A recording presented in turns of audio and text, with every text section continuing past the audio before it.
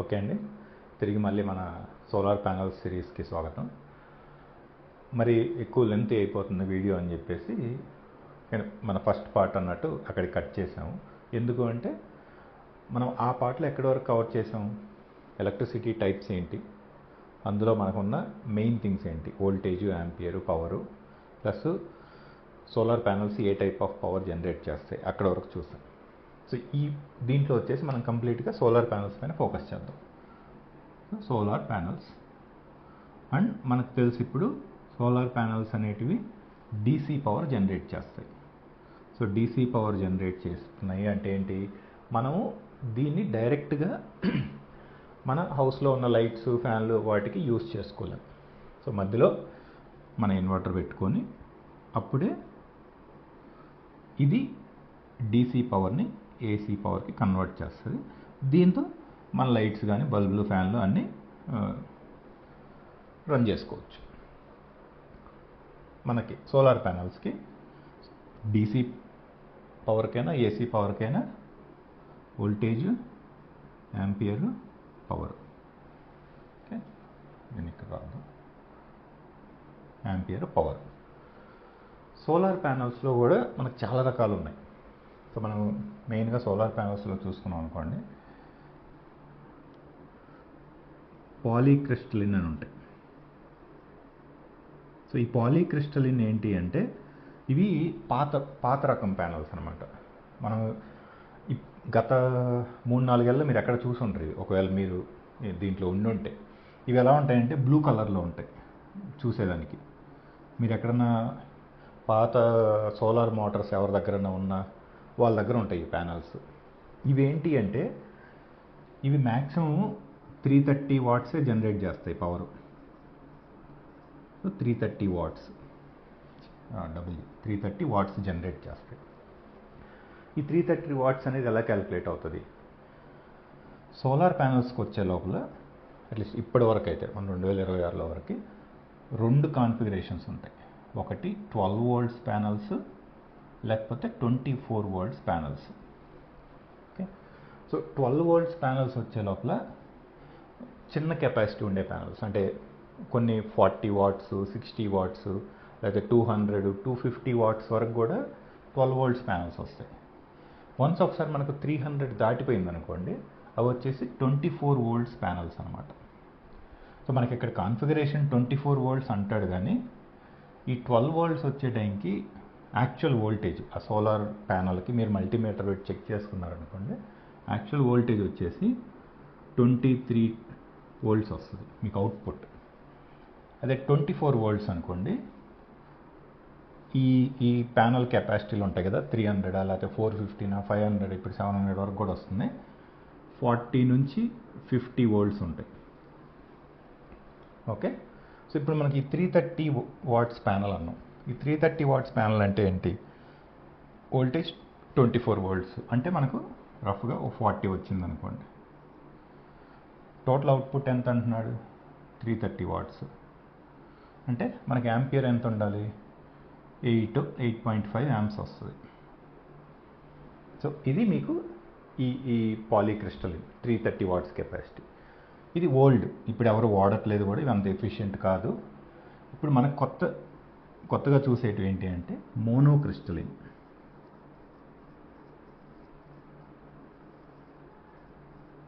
So ఈ monocrystalline ఏంటంటే నల్లగా ఉంటాయి ప్యానల్స్. ఈ పాలీక్రిస్టలిన్ చూస్తే మీరు దీంట్లో లైన్లు కూడా అన్నీ ఒకే ఇదిగా ఉండవు.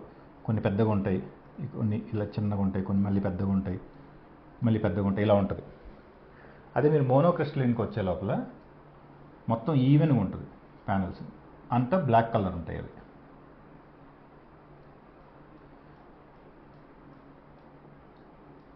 సో ఇవేంటి అంటే ఎఫిషియన్సీ వైజ్, అంటే ప్యానల్ సైజుని బట్టి ఎక్కువ అవుట్పుట్ ఇస్తాయి అవి మోనోక్రిస్టలిన్. ఇప్పుడు చాలా అందరూ మ్యానుఫ్యాక్చరర్స్ తయారు చేసేది కూడా ఇవే, మనకు బాగా కాస్ట్ ఎఫెక్ట్, మనం డైరెక్ట్ కొనుక్కున్నామంటే. సో దీంట్లో కూడా మీకు కాన్ఫిగరేషన్స్ ఉంటాయి, మళ్ళీ 12 వోల్ట్స్ ఉంటాయి, 24 వోల్ట్స్ ఉంటాయి. నేను ఆల్రెడీ చెప్పాను మీకు 12 వోల్ట్స్ అంటే మనకి యాక్చువల్ వోల్టేజ్ ఎంత వస్తుంది, 24 అంటే యాక్చువల్ వోల్టేజ్ ఎంత వస్తుంది అని. సో దాన్ని బట్టి మనకు నేను కొనుక్కున్న ప్యానల్స్, మనం పొలం దగ్గర కొనుక్కున్న ప్యానల్స్ వచ్చేసి 400 వాట్స్ ప్యానల్స్ కొన్నాను, 450 వాట్స్ ప్యానల్స్ కొన్నాను. అదే 400 వాట్స్ ప్యానల్స్ అనుకోండి, సో సేమ్ వోల్టేజ్ అంతే ఉంటుంది 40. సో 400 అవుట్పుట్ రావాలంటే మనకు దాని యాంపియర్ కరెంట్ వచ్చేసి అబౌట్ 10 వస్తుంది. ఇదే 450 అనుకోండి, యాంపియర్ అనేది 10 కంటే దాటవు, ఎందుకంటే కరెంట్ అనేది మేనేజ్ చేయటం కష్టం, వైర్లు మళ్ళీ లావు ఉండాలి, రిస్క్తో కూడిన పని. అందుకని ఏం చేస్తారు అంటే వోల్టేజ్ పెంచుతారు. సో మేబీ 44 లేదా 45 వోల్ట్స్ వస్తుంది దానికి అవుట్పుట్ 450 వాట్స్ ప్యానల్కి అయితే. 10 అప్పుడు మీకు 450 వాట్స్ అవుట్పుట్ వస్తుంది. ఇప్పుడు మనకు చూసుకున్నామంటే మన మోటార్ కెపాసిటీలు బట్టి మనకు కావాలి అంటే ఈ మోనోక్రిస్టలిన్లో 650, 700 వాట్స్ వరకు ఉండే ప్యానల్స్ కూడా ఉన్నాయి. వాటిలో కూడా రకాలు అంటారు అనమాట. ఇప్పుడు ఏంటంటే ఈ మోనోక్రిస్టలిన్లో మీకు ఇక్కడ రాస్తాను, మోనోక్రిస్టలిన్ కదా మంది. మోనోక్రిస్టలిన్లో మళ్ళీ ఇప్పుడు కొత్త రకాలు వచ్చినాయి. ఏంటంటే హాఫ్ కట్ సెల్స్ అంటారు, లేకపోతే బైఫేషియల్. సో ఈ బైఫేషియల్ అంటే ఏంటి అంటే సోలార్ ప్యానల్ తీసుకున్నాం అనుకోండి, మనకు ఒక సైడే నల్లగా ఉంటుంది, ఆ ప్యానల్ ఉంటుంది సోలార్ది. సో దానిపైన ఎండబడినప్పుడు మనకు పవర్ వస్తుంది. ఈ బైఫేషియల్లో 2 సైడ్లు ఉంటుంది అది. అంటే మీరు ఏదైనా ఒక స్ట్రక్చర్ మీద పెట్టినప్పుడు దాని కింద నుంచి కూడా ఏదైనా రిఫ్లెక్షన్ పడింది అనుకోండి ఎండ, అప్పుడు మీకు పైన జనరేట్ అవుద్ది, కింద జనరేట్ అవుద్ది పవర్. సో ఇది ఎక్కువ ఎక్కడ యూజ్ అవుద్ది అంటే మనం ఇళ్లల్లో రూఫ్ పైన పెట్టుకున్నాం, మిద్ది మీద స్ట్రక్చర్ వేసి పైన పెట్టుకున్నాం, మీరు కూలింగ్ పెయింట్ అన్నట్టు కొట్టుకున్నారు అనుకోండి రూఫ్ పైన. సో అది ఆబ్వియస్గా షైన్ రిఫ్లెక్ట్ అవుతుంటుంది కదా మనకి ఎండబడినప్పుడు, అప్పుడు మీకు ఎక్కువ పవర్ జనరేట్ అవుద్ది. సో 2 ప్యానల్స్తోనే 3 ప్యానెల్ల పవర్ మీకు జనరేట్ అయ్యే ఛాన్స్ ఉంటుంది బైఫేషియల్లో. ఇవి మళ్ళీ టాప్ కాన్ కొన్ని మోడల్స్ ఉన్నాయి. సో ఇవి మనకి డిఫరెన్స్ ఎక్కడ వస్తుంది అంటే ఈ మోడల్ పెరిగే కొద్దీ ఇది ఇన్నోవేషన్ అనేది, కొత్త టెక్నాలజీస్ వస్తూ ఉంటాయి. సేమ్ అదే సైజు ప్యానల్కి ఎక్కువ వాట్స్ అవుట్పుట్ వస్తూ ఉంటుంది. బట్ మీకు ఇనీషియల్గా గుర్తుపెట్టుకోవాల్సింది ఏంటి మనం అంటే, ఈ కొత్త టెక్నాలజీ ఎప్పుడు వచ్చినా ఫస్ట్ 2-3 సంవత్సరాలు కాస్ట్ ఎక్కువ ఉంటాయి. ఆ తర్వాత వన్స్ కాంపిటీషన్ పెరిగి కాస్ట్ అనేది తగ్గుతూ ఉంటుంది. ఇప్పుడు మనకేంటంటే ఈ హాఫ్ కట్ ప్యానల్స్ అనేది బెటర్ కాస్ట్. నేను పొలం దగ్గర కొన్నవి కూడా అన్నీ హాఫ్ కట్ ప్యానల్సే మనకు. సో ఇక్కడ చూసుకున్నామంటే మనకు 12 వోల్ట్స్ ఉన్నాయి, 24 వోల్ట్స్ ఉన్నాయి ప్యానల్స్, అంతే. ఇవి 2 ఉంటాయి కాన్ఫిగరేషన్స్. కానీ మనము మోటార్లు చూసామనుకోండి, ఎగ్జాంపుల్ చెప్తున్నా, నేను డ్రిప్ ఇరిగేషన్కి పెట్టాను అన్నా కదా మోటారు, దానికి వచ్చేసి 108 వోల్ట్స్ కావాలి. సో 108 వోల్టేజ్ కావాలి ఆ మోటార్కి. బట్ మనకు ఉండేది ఇవే కదా, 24 వోల్ట్స్ లేకపోతే 12 వోల్ట్స్. 12 వోల్ట్స్ అనేది అవుట్ ఆఫ్ క్వశ్చన్ మోటార్స్కి, మనం 24 వోల్ట్సే వాడతాం. 12 వోల్ట్స్ వచ్చేసి మనకు ఇంట్లో ఏదైనా కరెంట్ సెటప్కి అయితే వాడుకుంటాం. సో ఇప్పుడు మనకు ఇవి మహా అంటే 40 జనరేట్ చేస్తాయి. మనకు 108 వోల్ట్స్ ఎలా రావాలి? అక్కడే మనకు సిరీస్, ప్యారలల్ అనేటివి 2 ఉంటాయి. సో ఏంటి అంటే, సో ఏ సోలార్ ప్యానల్ తీసుకున్నా దానికి ఒక సైడ్ ప్లస్ ఉంటుంది, ఇంకో సైడ్ మైనస్ ఉంటుంది. సో సిరీస్ అంటే ఏంటి అంటే, ఇంకొక ప్యానల్ వేస్తాను ఇక్కడ. ఓకే, ఇప్పుడు దీనికి ప్లస్ ఉంటుంది కదా, ఇది మైనస్ ఉంటుంది. అంటే ఇది ప్లస్, ఈ మైనస్ని ఈ ప్లస్కి కలుపుతాం, ఈ మైనస్ అవుట్పుట్ తీసుకుంటాం. సో మనకు ఒక ప్లస్ ఒక మైనస్ అవుట్పుట్ వచ్చింది. ఇది మోటార్ కనెక్ట్ చేసాం అనుకోండి. ఓకే, ఇప్పుడు ఇది ఒక 24 వోల్ట్స్ ప్యానల్, ఇది ఒక 24 వోల్ట్స్ ప్యానల్. మనకు 40 to 50 వోల్ట్స్ అవుట్పుట్ వస్తుంది అన్నాం కదా. అంటే ఓకే, ఒక 42 వోల్ట్స్ వచ్చింది అనుకోండి, ఇక్కడ ఒక 42 వచ్చింది. అంటే సిరీస్లో జాయిన్ చేసి, ఇది సిరీస్ అనమాట, అంటే ఒకరి చెయ్యి ఒకరు పట్టుకుంటాం కదా ఆ టైపు. సో ఈ సిరీస్లో ఏమవుద్దంటే వోల్టేజ్ ప్లస్ అవుతుంది.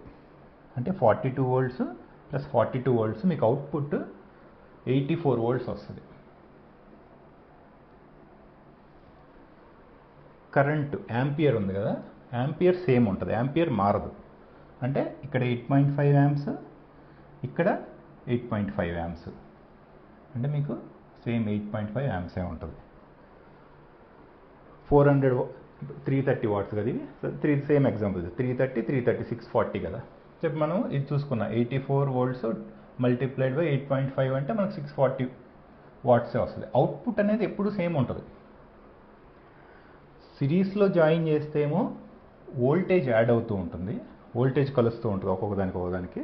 అదే ప్యారలల్ అనుకోండి ఏం చేస్తామంటే ఇప్పుడు ఇది తీసామా ప్యారలల్లో ఈ ప్లస్ అవుట్పుట్ ఇస్తాం. ఓకే, ఈ మైనస్ అవుట్పుట్కి వెళ్తాయి. అంటే దేనికి దానికే అన్నట్టు ఉంటాయి ప్యానల్స్. రెండు ప్యానల్స్ కూడా డైరెక్ట్గా మోటార్కే కనెక్ట్ అవుతాయి. అంటే మోటార్ కంటే మనం ఈ రెండు వైర్లు తీసుకొని దాన్ని ఒక వైర్కి జాయిన్ చేసుకొని మోటార్కి పెట్టుకుంటాం. ఈ సిచ్యువేషన్లో ఏమవుద్ది అంటే వోల్టేజ్ సేమే ఉంటుంది, 42నే ఉంటుంది.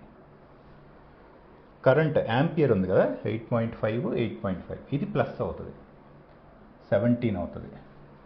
స్టిల్ మన వాట్స్ సేమే 640. సో సిరీస్లో జాయిన్ చేస్తేమో వోల్టేజ్ డబుల్ అవుతుంది, ప్యారలల్లో జాయిన్ చేస్తే కరెంట్ డబుల్ అవుతుంది.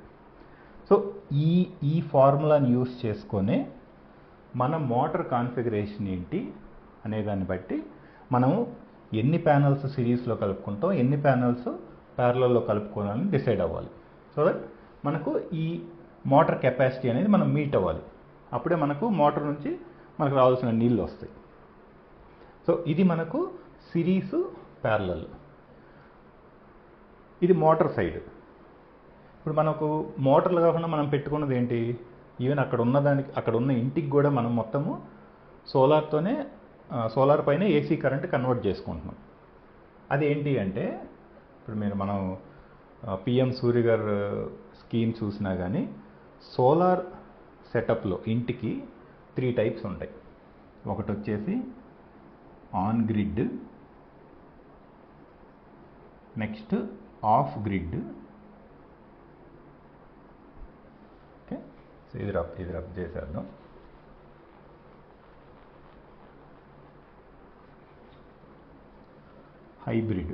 హైబ్రిడ్ అనేది ఆన్ గ్రిడ్లోనే ఒక రకం అనుకోండి, ఎందుకంటే అది మళ్ళీ సపరేట్ కాదు. On grid, off grid.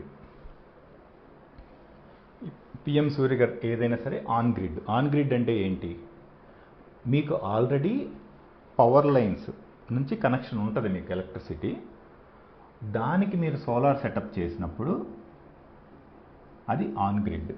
అంటే ఏంటి, మీకు సోలార్ ప్యానల్స్ నుంచి వచ్చే పవరు డీసీ పవర్ వస్తుంది కదా, దాన్ని ఏసీ కన్వర్ట్ చేసి మీకు ఆల్రెడీ ఉన్న ఆన్ గ్రిడ్ మీటర్కి కనెక్ట్ చేస్తారు. అప్పుడు ఏమవుద్ది అంటే పగలంతా మీకు సోలార్ నుంచి వస్తుంటుంది, అది మీరు వాడుకుంటారు.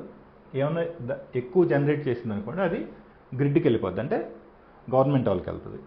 నైట్ టైం మీకు సోలార్ జనరేట్ చేయదు కదా పవర్, దానికి సన్ ఉంటేనే వస్తుంది, ఎండ ఉండదు కదా మనకు రాత్రి. అప్పుడు ఏమవుద్ది, అదే గ్రిడ్ నుంచి మీరు వాడుకుంటారు కరెంటు.